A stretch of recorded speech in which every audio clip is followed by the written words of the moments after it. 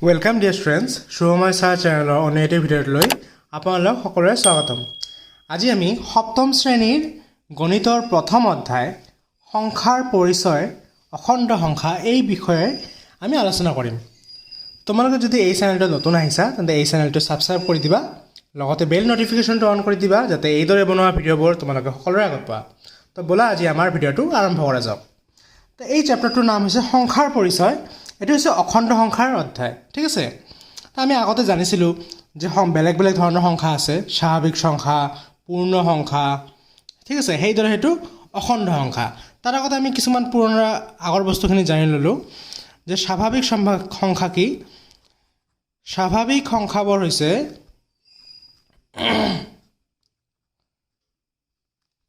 1 2 3 4 এইবিলাক হৈছে স্বাভাৱিক সংখ্যা, ঠিক আছে। পূৰ্ণ সংখ্যা কোনবোৰ আছিল? পূৰ্ণ সংখ্যা হৈছে 0, 1, 2, 3, 4, এইবিলাক, ঠিক আছে। আৰু অখণ্ড সংখ্যা কোনবোৰ হৈছে? অখণ্ড সংখ্যা হৈছে এই ডটৰ পৰা আহিব, অসীমৰ পৰা আহি ধৰা -4, -3, -2, -1, 0, 1 2 3 4, ... এনেকৈ যাই থাকিব, ঠিক আছে। তাৰমানে যিমানবিলাক আমাৰ স্বাভাৱিক সংখ্যা আছে, এই স্বাভাৱিক সংখ্যাৰ কেইটাৰ আগত যদি আমি ঋণাত্মক সংখ্যা বহাই দিওঁ, মানে যদি আমি বিয়োগ চিহ্নটো বহাই দিওঁ, সেইকেইটা হ'ব আমাৰ ঋণাত্মক সংখ্যা আৰু ধনাত্মক সংখ্যা, লগতে এই 0টো এই আটাইবিলাক মিলি কি হ'ব? অখণ্ড সংখ্যা হ'ব, ঠিক আছে। তেন্তে আমি যদি সংখ্যা ৰেখা এটা আঁকো, এনেকৈ যদি এটা ৰেখা আঁকা হয়, ৰেখা যদি আঁকো আমি, একদম সমাজত থাকিব কি? 0, আৰু সোঁফালে থাকিব আমাৰ ধনাত্মক সংখ্যাবিলাক, যেনেকৈ 1 এনেকৈ থাকিব, 2 থাকিব, 3 4 এনেকৈ 5 6 এনেকৈ যাই থাকিব, হয়নে। আৰু যিবিলাক বাওঁফালে থাকিব সেইবিলাক হ'ব ঋণাত্মক সংখ্যা, -1 -2 -3 -4 এনেকৈ বাঢ়ি যাই থাকিব। সমাজত থাকিব কি? 0, আৰু 0ৰ সোঁফালৰবিলাক হ'ব ধনাত্মক সংখ্যা আৰু বাওঁফালৰবিলাক হৈছে ঋণাত্মক সংখ্যা, আৰু এই গোটেইখিনি মিলি কি হ'ব? এইখিনি অখণ্ড সংখ্যা হ'ব, ঠিক আছে। এই গোটেইখিনি হ'ব আমাৰ অখণ্ড সংখ্যা, বুজিছা। আৰু ইয়াতে চাবা, এই যিমানবিলাক সোঁফালে যিমানে যাম এইবিলাক ডাঙৰ হৈ যাই থাকিব, আৰু যিমানে বাওঁফালে যাম এইটো কি হৈ যাব? সৰু হৈ থাকিব, ঠিক আছে। বাওঁফালে গ'লে আমাৰ সৰু হ'ব, সোঁফালে গ'লে আমাৰ ডাঙৰ হ'ব। তেন্তে ইয়াতে যদি -4টো আৰু যদি ইয়াতে 4 চাওঁ, -4 ইয়াতে আটাইতকৈ সৰু, আৰু ইফালে 4টো ডাঙৰ, তাতকৈ ডাঙৰ 5, তাতকৈ ডাঙৰ 6, ঠিক আছে। এইফালে ডাঙৰ হৈ যাব বাওঁফালে, এইফালে ডাঙৰ হ'ব সোঁফালে, আৰু এইফালে বাওঁফালে সৰু হৈ যাই থাকিব, ঠিক আছে। এতিয়া আমাৰ অনুশীলনীৰ অংকবিলাক চাম। কি কৈছে? 5 আৰু -13ৰ মাজত কিমানটা অখণ্ড সংখ্যা আছে? 5 আৰু -13ৰ মাজত। তেন্তে আমি এটা সংখ্যা ৰেখা যদি আঁকি লওঁ, আমি প্ৰথমতে লিখিম অনুশীলনী 1.1। তেন্তে 1 নম্বৰ প্ৰশ্ন, যদি আমি এটা সংখ্যা ৰেখা আঁকি লওঁ, ঠিক আছে, তেন্তে কি কৈছে? ইয়াতে মাজত হ'ব 0 1 2 3 4 5 5 কি কৈছে? 5 আৰু -13ৰ মাজত, হয় নাই? তেন্তে ইয়াতে হ'ব -1 -2 -3 -4 -5 এনেকৈ -6 যদি বঢ়াই দিওঁ, -7 -8 -9 -10, আৰু যদি বঢ়াই দিয়া যায় -11 -12 -13, ঠিক আছে। তেন্তে 5 আৰু -13ৰ মাজত কেইটা সংখ্যা? তেন্তে এইটো এটা 4 3 2 এনেকৈ, হয়নে। তেন্তে 1 2 3 4 5 6 7 8 9 10 11 12 13 14 15 16 17টা। তেন্তে লিখিবা তোমালোকে যে 5 আৰু -13ৰ মাজত 17টা অখণ্ড সংখ্যা আছে, ঠিক আছে। 17টা অখণ্ড সংখ্যা আছে। তাৰপিছত চাবা 2 নম্বৰ প্ৰশ্নটো কি কৈছে? 13 আৰু -13ৰ মাজত আটাইতকৈ ডাঙৰ আৰু আটাইতকৈ সৰু অখণ্ড সংখ্যা দুটা লিখা, ঠিক আছে। তেন্তে 13 আৰু -13ৰ মাজত যদি সংখ্যা ৰেখা যদি আঁকা হয় তেন্তে মাজতে কি থাকিব 0 থাকিব একদম ইফালে লিখিলো আমি 13 কাৰণ ধনাত্মক সংখ্যাবিলাক ইফালে আৰু ইফালে হ'ব -13 ঠিক আছে এটা 13 ৰ আগৰ সংখ্যাটো কি আছিল 12 আছিল ইফালে আছিল 11 হয় না নাই আৰু ইয়াৰ আগত আহিব -12 -11 হয় না এনেকৈ ডট ইফালে মাজৰ বিলাক আহি থাকিব হয় না তেন্তে চাবা যে 13 ৰ আৰু -13 ৰ মাজৰ আটাইতকৈ ডাঙৰ সংখ্যা তেন্তে ইয়াৰ পৰা এইখিনিলৈকে হ'ব আটাইতকৈ ডাঙৰ সংখ্যা সোঁফালৰ বিলাক ডাঙৰ আৰু বাওঁফালৰ বিলাক সৰু হয় নাই 13 আৰু -13 ৰ মাজত এই কেইটাই সংখ্যা আছে -12 ৰ পৰা আৰম্ভ কৰি 12 লৈকে তেন্তে আটাইতকৈ ডাঙৰ সংখ্যাটো হ'ব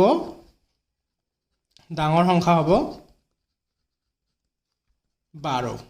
আৰু সৰু সংখ্যাটো হ'ব এইটো বাওঁফালে আহিছে কাৰণে সৰু সংখ্যা হ'ব -12 ঠিক আছে তাৰপিছত কৈছে কি তলত দিয়া অখণ্ড সংখ্যাবোৰ সংখ্যা ৰেখাত বহুৱা তেন্তে কি কৈছে -6 4 -10 5 -1 ঠিক আছে তোমালোকে এটা সংখ্যা ৰেখা আঁকি ল'বা এনেকৈ কাঠ পেঞ্চিল দি আঁকিব পাৰা তোমালোকে ঠিক আছে এনেকৈ এটা সংখ্যা ৰেখা আঁকি ল'বা আঁকি লৈ এটা দিবা 0 দিবা তাৰপিছত কি দিব দিছে -6 -4 -6 হলে এটা আহিব দুটা 1 2 3 4 5 6 এটো হ'ব -6 আমাৰ হয় নে আৰু তাৰপিছত আছে 4 তেন্তে 4 হলে সোঁফালে যাব 1 2 3 4 4 গল এটো তাৰপিছত আছে -10 তেন্তে -6 ইয়াতে গল এটো হ'ব -7 -8 -9 -10 এটো হ'ব -10 -6 -7 -8 -9 -10 তাৰপিছত আছে 5 5 হৈছে 4 ৰ পিছতটো 5 তেন্তে ইফালে আহি যাব 5 তাৰপিছত আছে -1 -1 কোনটো আছিল 0 এটো -1 তেন্তে এইকেইটা হ'ব সংখ্যা ৰেখাত আমি বহাই দিলো ঠিক আছে তাৰপিছত কৈছে কি -15 তকৈ ডাঙৰ 5টা ঋণাত্মক অখণ্ড সংখ্যা লিখা কি কৈছে -15 তকৈ কি হ'ব লাগিব ডাঙৰ হ'ব লাগিব 5টা ঋণাত্মক অখণ্ড সংখ্যা তেন্তে চাবা তোমালোকে 4 নম্বৰ যদি আমি সংখ্যা ৰেখা এটা আঁকো সংখ্যা ৰেখা আঁকা হ'ল ধৰা ইয়াতে 0 আছে -15 কোনফালে থাকিব বাওঁফালে থাকিব হয় না নাই এটা -15 থাকিব -15 ৰ আগৰটো কি হ'ব -14 এটা হ'ব -13 -12 -11 -10 এনেকৈ ডট আহি থাকিব ইফালেও যাই থাকিব 1 2 3 কে হয় না 2 3 এনেকৈ যাই থাকিব তেন্তে -15 তকৈ ডাঙৰ যদি ডাঙৰ বাহিৰ কৰিব লাগে আমাৰ কোনফালে যাব লাগিব সোঁফালে যাব লাগিব সোঁফালৰ যিকোনো সংখ্যাবিলাকে ধৰিলে হ'ব ঠিক আছে -14 ধৰিব পাৰা -13 ধৰিব পাৰা -12 -11 10 -9 -8 ঠিক আছে বা 1 2 3 4 এইবিলাক আটাইখিনি ধৰিলে হ'ব তোমালোকৰ তেন্তে লিখিবা -15 তকৈ ডাঙৰ 5টা ইয়াতে ঋণাত্মক সংখ্যা বাহিৰ কৰিব কৈছে সেইকাৰণে তোমালোকে এইকেইটা লিখিব নোৱাৰা ঠিক আছে 1 2 3 লিখিব নোৱাৰা কৈছে কি প্ৰশ্নত যে -15 তকৈ ডাঙৰ 5টা ঋণাত্মক সংখ্যা তেন্তে এইকেইটা লিখি দিবা তাৰ আগৰকেইটা লিখি দিলে হৈ যাব -14 লিখিলা -13 -12 -11 আৰু -10 লিখি দিলে হৈ যাব 1 2 3 4 5 5টা তাৰপিছত আমি 5 নম্বৰটো চাম ইয়াতে কৈছে সত্য নে অসত্য কোৱা ঠিক আছে তো 1 নম্বৰত আছে ধনাত্মক অখণ্ড সংখ্যাবোৰক স্বাভাৱিক সংখ্যা বুলি কোৱা হয় হয় না নাই কোৱাচোন যে ধনাত্মক অখণ্ড সংখ্যাবোৰ স্বাভাৱিক সংখ্যা নেকি ধনাত্মক অখণ্ড সংখ্যাটো আমি জানো যিবিলাক 1 2 3 4 এইবিলাক হৈছে ধনাত্মক অখণ্ড সংখ্যা আৰু স্বাভাৱিক সংখ্যা কোনবিলাক আছিল 1 2 3 4 তেন্তে ধনাত্মক অখণ্ড সংখ্যাবোৰ স্বাভাৱিক সংখ্যাবোৰ হ'ব তেন্তে এটো হ'ব সত্য 1 নম্বৰটো হ'ব সত্য 2 নম্বৰটো চাম কি যে আটাইবোৰ অখণ্ড সংখ্যাই পূৰ্ণ সংখ্যা হয় নেকি অখণ্ড সংখ্যাবিলাক কি আছে 0 আছে তাৰপিছত ধনাত্মক সংখ্যা আছে 1 2 3 4 আৰু লগতে ঋণাত্মকো আছে যেনেকা -1 -2 -3 কিন্তু এই ঋণাত্মক সংখ্যাবোৰ পূৰ্ণ সংখ্যাত আছে নেকি পূৰ্ণ সংখ্যাত নাই পূৰ্ণ সংখ্যা হৈছে অকল 0 1 2 3 তেন্তে আটাইবোৰ অখণ্ড সংখ্যাই পূৰ্ণ সংখ্যা নহব তেন্তে এটো হ'ব অসত্য ঠিক আছে তাৰপিছত কি কৈছে 3 নম্বৰ সংখ্যা ৰেখাডাল শূন্যৰ দুয়োফালে অসীমলৈ বিস্তাৰিত তো সংখ্যা ৰেখাত আমি এটা আঁকিছিলোঁ সংখ্যা ৰেখা বাওঁফালে আৰু সোঁফালে অংকবিলাক দি কিনে অসীমলৈ বিস্তাৰিত কৰিছিলোঁ নে নাই সোঁফালৰবিলাক ধনাত্মক সংখ্যা আৰু বাওঁফালৰবিলাক ঋণাত্মক সংখ্যা তেন্তে এইটোও কি হৈ যাব সত্য হ'ব এটা 4 নম্বৰ কৈছে কি 0 আৰু ঋণাত্মক অখণ্ড সংখ্যাবোৰেৰে পূৰ্ণ সংখ্যাৰ থোপটো গঠিত হয় নেকি যে 0 আৰু ঋণাত্মক অখণ্ড সংখ্যাবোৰেৰে পূৰ্ণ সংখ্যাৰ থোপটো হয় নেকি পূৰ্ণ সংখ্যাত 0 আছে লগতে ধনাত্মক অখণ্ড সংখ্যা আছে ঋণাত্মকটো নাই মাইনাস বিলাকটো নাই -1 -2 এইবিলাকটো নাই অকল আছে কি 0 1 2 3 এইবিলাক হলেহে পূৰ্ণ সংখ্যা হ'ব তেন্তে 4 নম্বৰটো কি হ'ব অসত্য হ'ব তাৰপিছত 5 নম্বৰ কৈছে যদি a + b = 0 হয় তেন্তে এটা আনটোৰ যোগাত্মক বিপৰীত এটো কি হ'ব সত্য হ'ব লাগিব কাৰণ এটা আৰু দুটা যদি সংখ্যা যদি যোগ কৰি 0 হয় তেন্তে এটা নিশ্চয় আনটোৰ কি হ'ব ঋণাত্মক হ'ব লাগিব ধৰা যদি এটা যদি +2 হয় এটা -2 হ'ব লাগিব তেতিয়াহে 0 হ'ব বা এটা যদি 3 হয় আৰু এটা কি হ'ব লাগিব -3 তেন্তেহে এটো 0 হ'ব তেন্তে এটা আনটোৰ যোগাত্মক কি হ'ব বিপৰীত সংখ্যা হ'ব তাৰপিছত চাবা 6 নম্বৰত কি কৈছে যে এজৰ অখণ্ড সংখ্যা লিখা অখণ্ড সংখ্যাৰ জোৰা লিখিব লাগিব যি অখণ্ড সংখ্যাটোৰে যোগ কৰিলে কি হয় যোগফলটো -3 হ'ব লাগিব ঠিক আছে অখণ্ড সংখ্যাটো যোগ কৰিলে কি হ'ব লাগিব -3 ঠিক আছে 1 নম্বৰত তা আমি চাম যে ধৰা 6 ৰ 1 নম্বৰ आंसर মানে যোগফলটো কি হ'ব লাগিব আমাৰ -3 হ'ব লাগিব তেন্তে হেনকৈ অখণ্ড সংখ্যা যোগফল তা আমি যদি কি কৰো -6 কৰো আৰু যদি কৰি দিও +3 তেন্তে -6 আৰু +3 কৰিলে কি হৈ যাব যোগফল ইয়াৰ -3 হৈ যাব ঠিক আছে -6 আৰু +3 কৰিলে যোগফল -3 হ'ব এতিয়া পিছৰটো হদিছে কি যে বিয়োগফল -5 বিয়োগ কৰিলে কি হ'ব লাগিব -5 হ'ব লাগিব তেন্তে এটো 2 নম্বৰত চাম আমি आंसर তেন্তে -10 যদি কৰা যায় ঠিক আছে যদি প্লাস কৰো প্লাস না বিয়োগ কৰিব লাগিব যেহেতু হয় না মাজতটো হ'ব লাগিব বিয়োগ তেন্তে হ'ব এটা যদি এটা মাইনাস দিও -5 তেন্তে এটো বিয়োগফল হৈ যাব -5 ঠিক আছে কাৰণ এটো হ'ব মাইনাসে মাইনাসে প্লাস হৈ যাব আৰু -10 ৰ পৰা +5 কৰিলে -5 হ'ব ঠিক আছে তাৰ পিছত কি কৈছে যে দুটা সংখ্যাৰ যোগফল 0 হ'ব লাগিব যোগফল 0 তেন্তে 3 নম্বৰৰ आंसर এটো যিকোনো ধৰিব পাৰা ধৰা +2 -2 আৰু +2 তেন্তে এটো মাইনাস আছে আৰু এটো প্লাস আছে 2 ৰ পৰা 2 গলে কি হয় 0 হৈ যায় আৰু 4 নম্বৰটো দিছে কি যে বিয়োগফল 2 হ'ব লাগে বিয়োগফল 2 হোৱাৰ কাৰণে তো যিকোনো লিখিলে হ'ল আমাৰ 4 নম্বৰ आंसर ধৰা 6 - 4 এটো বিয়োগ কৰিলে কিমান হ'ব 2 হৈ যাব তাৰপিছত 7 নম্বৰ প্ৰশ্ন দিছে যে এজৰ ঋণাত্মক অখণ্ড সংখ্যা লিখা যাৰ বিয়োগফল কি হয় 6 হয় মানে দুটা ঋণাত্মক অখণ্ড এজৰ ঋণাত্মক অখণ্ড সংখ্যা লিখিব লাগিব যাৰ বিয়োগ কৰিলে কি হ'ব লাগিব 6 হ'ব লাগিব মানে হৈছে অখণ্ড সংখ্যা দুটাও কি হ'ব লাগিব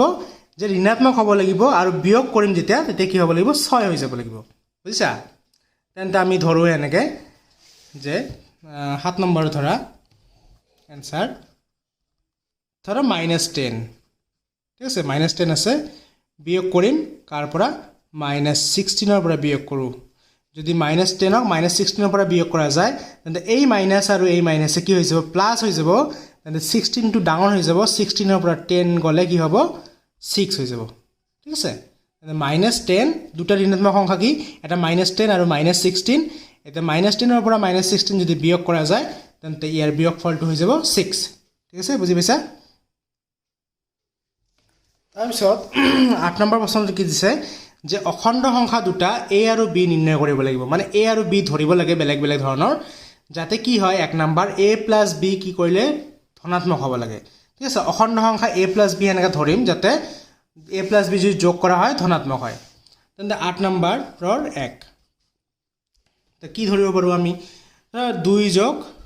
4 এটো কি মান হৈ যাব 4 + 2 যদি কৰি যায় 2 আৰু 4 দুটাই অখণ্ড সংখ্যা এটো যোগ কৰিলে কি হ'ব ধনাত্মক হ'ব না নাই 6 হ'ব এটো ধনাত্মক হয় নাই আৰু কি কৈছে যে 2 number a not equal to b এনেকা যদি ধৰিব দিছে 2 নম্বৰত তে তোমালোকে ধৰিব পাৰা যে 5 not equal to 6 এটো ধৰিব পাৰা ঠিক আছে আৰু কি কৈছে a minus b is equal to 0 কিন্তু a minus b 0 কৰাৰ কাৰণে তোমালোকে ধৰিব পাৰা 5 minus 5 is equal to 0 দুটা একে হ'ব পাৰে হয় না নাই a আৰু b তেন্তে এটো কৰিলে 0 হৈ যাব তাৰপিছত তোমালোকে 9 নম্বৰটো চাবা 9 নম্বৰত কৈছে কি এতে আছে বাকচৰ ভিতৰত খালি ঠাই পূৰ কৰা ঠিক আছে ইয়াতে আছে -15 প্লাস -4 ঠিক আছে ইকুয়াল টু ইয়াতে হ'ব -4 দি আছে আৰু প্লাসটো তো আছে মাজতে তেন্তে কি নাই ইয়াতে -15 টো নাই ইয়াতে হ'ব তেন্তে বাকচৰ ভিতৰত -15 ঠিক আছে -15 হ'ব বাকচৰ ভিতৰত এটা চাবা 2 নম্বৰটো কি কৈছে এতে খালি ঠাই দি আছে আৰু এটা দ্বিতীয় বন্ধনৰ ভিতৰত -7 আছে প্লাস 8 আছে তেন্তে ইয়াতেও চাবা -7 আছে 8 আছে ইয়াতে এটা আছে যেটো ইয়াতে নাই কি নাই ইয়াতে 5 আছে ইয়াতে 5 নাই তেন্তে ইয়াতেও খালি ঠাইৰ ভিতৰত হ'ব 5 ঠিক আছে তাৰপিছত চাবা ইয়াতে আছে -23 প্লাস কিবা এটা যোগ কৰাৰ পিছত ইয়াতে -23 হৈ আছে তেন্তে দুটা বাকচতে ভৰাব লাগে তেন্তে -23 ৰ লগত কি যোগ কৰিলে -23 হ'ব এক যোগ কৰিলে বেলেগ যদি সংখ্যা যোগ কৰো আমি বেলেগ হৈ যাব যদি 0 যোগ কৰা যায় তেন্তে একে থাকিব হয় না নাই -23 ৰ লগত যদি 0 যোগ কৰা যায় তেন্তে একে থাকিব -23 হৈ যাব আৰু ইফালেও যদি -23 ৰ লগত 0 যোগ কৰো -23 হ'ব তেন্তে ইয়াতে হ'ব 0 ইয়াতে চাবা -19 ৰ লগত কি যোগ কৰিলে -27 হ'ব তেন্তে -19 ৰ লগত যদি আৰু এটা ঋণাত্মক সংখ্যা যোগ কৰা যায় তেন্তে -27 হ'ব পাৰে হয় না তেন্তে -19 ৰ লগত যদি 8 যোগ কৰা যায় -8 যোগ কৰা যায় তেন্তে কি হ'ব -27 হয় না 19 আৰু 8 কি হয় 27 হয় আৰু যেহেতু মাইনাস আৰু মাইনাস আছে মাইনাসে মাইনাসে প্লাস হৈ যাব কিন্তু চিহ্নটো বহিব ঋণাত্মকে ঠিক আছে এতে কৈছে কি x + 12 = 0 হলে x ৰ মান কিমান তেন্তে x + 12 = 0 এই 12 টো x ৰ লগত কি হৈ আছে যোগ হৈ আছে যদি সমান চিহ্ন ইফালে আহি যায় তেন্তে কি হৈ যাব -12 হৈ যাব তেন্তে x ৰ মান হ'ব -12 ঠিক আছে তেন্তে ছাত্ৰ ছাত্ৰীসকল আজি আমাৰ অংকখিনি ইয়াতে সামৰিছো নেক্সট ভিডিওটোত মই ইয়াৰ বাকি থকা অংকবিলাক তোমালোকক কৰি দিম তোমালোকে আজিৰ ভিডিওটো কেনে পালা মোক জনাবা যদি ভাল পাই থাকা তেন্তে ভিডিওটো শেয়াৰ কৰিবা আৰু ভিডিওটো লগতে লাইক কৰি দিবা ধন্যবাদ